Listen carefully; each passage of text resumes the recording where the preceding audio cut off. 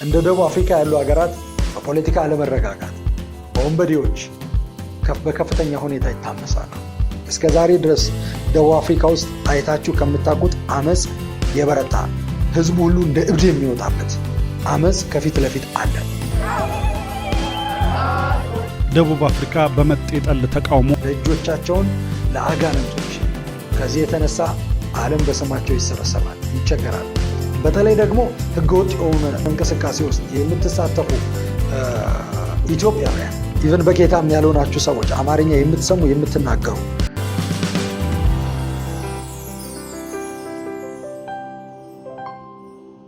እንደ ደቡብ አፍሪካ ያሉ ሀገራት በፖለቲካ አለመረጋጋት በወንበዴዎች በከፍተኛ ሁኔታ ይታመሳሉ።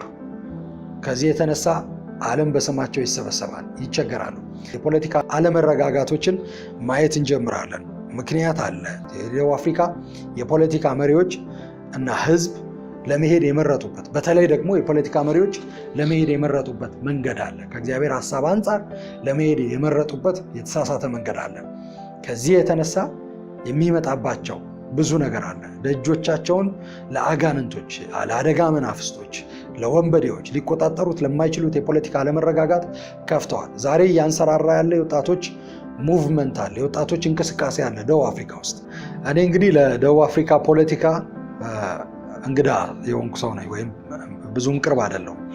ነገር ግን እግዚአብሔር እንደተናገረኝ እና በመንፈስ ኦብዘርቭ እንዳደረግኩት እንደተረዳሁት በደቡብ አፍሪካ ውስጥ የተለያዩ ግሩፕ ያላቸው ወጣቶች እንቅስቃሴዎች ይጀምራሉ። እንግዲህ አሁን የተለያዩ ምልክቶችን እያያችሁ ሊሆን ይችላል። በተለይ ደግሞ በደቡብ አፍሪካ ያላችሁ አማኞች፣ አበሻዎች፣ አማርኛ የምትናገሩና የምትሰሙ፣ እኔ በአማርኛ ስለሆነ መልእክቴን እያስተላለፍኩ ያለሁት፣ የምታዩት እንቅስቃሴ የምታዩት የተለያየ ግሩፕ የወጣቶች ግሩፕ ቀላል ኢምፓክት አይኖረውም። በከተማ በሀገሪቱ ውስጥ ቀላል ኢምፓክት አይኖረውም። ከፍተኛ የሆነ የፖለቲካ ሙቭመንት እየሆነ ይነሳል። በተለይ ደግሞ የተለያየ ግሩፕ ሆኖ ይነሳል። ስለዚህ በዛ ሀገር የምትኖሩ አማኞች ወንድሞችና እህቶች፣ ኢትዮጵያውያን፣ አበሾች፣ በጌታ የሆናችሁ ሰዎች፣ ኢቨን በጌታም ያልሆናችሁ ሰዎች አማርኛ የምትሰሙ የምትናገሩ በዚህ ጉዳይ ይህንን ጉዳይ ሲሪየስሊ እንድትወስዱትና እንድትጸልዩ እፈልጋለሁ። እግዚአብሔርም ይፈልጋል። ለራሳችሁም እንድትጠነቀቁ እግዚአብሔር ይፈልጋል። እስከ ዛሬ ድረስ ደቡብ አፍሪካ ውስጥ አይታችሁ ከምታውቁት አመፅ የበረታ ህዝቡ ሁሉ እንደ እብድ የሚወጣበት አመፅ ከፊት ለፊት አለ። ይሄ እንዲሆን እግዚአብሔር አይፈልግም። እግዚአብሔር የሚፈልገው ነው እያልኩኝ አይደለም። ነገር ግን ሀገሪቱ ልትሄድ ራሷን ለመጓዝ ከመረጠችበት የተሳሳተ ጎዳናና መንገድ የተነሳ ብዙ ጥላቻ፣ ብዙ አመፅ፣ ብዙ ደስ የማይሉ ነገሮች በዛ ሀገር ውስጥ መቀስቀስ ይጀምራሉ። በተለይ ደግሞ ከዚህ በፊት አይተናል፣ በደንብ በግልጽ አይተናል። ከሌላ ቦታ የመጡ ከሌላ የአፍሪካ ሀገራት የመጡ ዜጎችን ወይም የሌላ ሀገር ዜጎችን የሚበድሉ እንቅስቃሴዎች ደቡብ አፍሪካ ውስጥ ሲደረጉ አይተናል። ነገር ግን ከፊት ለፊት ያለው የከፋ ነው። ከፊት ለፊት ያለው ብዙ የፖለቲካ ቡድኖች የሚደግፉትና ጉልበት ያለው ነው። ሌጋል የሚመስል ነው። ወጥተው የሚከራከሩለት ነው።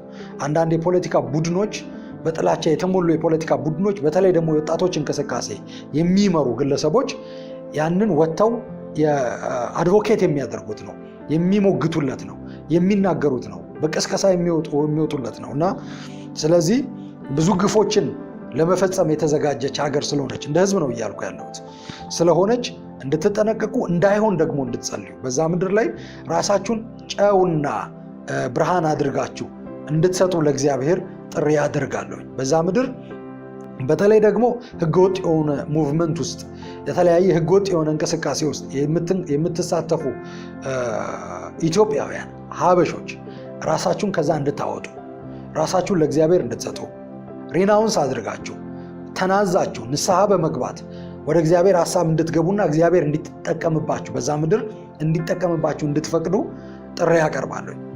This is just one of several demonstrations in recent weeks targeting migrants in South Africa. Thousands of people in Durban, Pretoria, and now Johannesburg say they want more government action to tackle what they say is illegal immigration. Critics say groups like this are simply xenophobic. People assembled here blame foreigners for taking their jobs, and high levels of crime. Don't clap their hands for us when you're talking to you. You need to understand us. You need to cooperate with us. You don't do that to us. You must tell him. Must stop his nonsense. This is our country. Yeah. To you guys, Utitina, we don't want you here. ደቡብ አፍሪካ በመጤ ጠል ተቃውሞ እየተናጠች ነው። የተቃውሞው ዋና ማጠንጠኛ የሌሎች ሀገራት ዜጎች ከደቡብ አፍሪካ ይውጡልን የሚል ነው። በዋና ከተማዋ ፕሪቶሪያ የተጀመረው የተቃውሞ እንቅስቃሴ እንደ ጆሃንስበርግ ያሉ ግዙፍ ከተሞችንም አካቷል። ኢትዮጵያውያንን ጨምሮ የበርካታ አፍሪካ ሀገራት በአሁኑ ተቃውሞ ቀጥተኛ ተጠቂ ሆነዋል።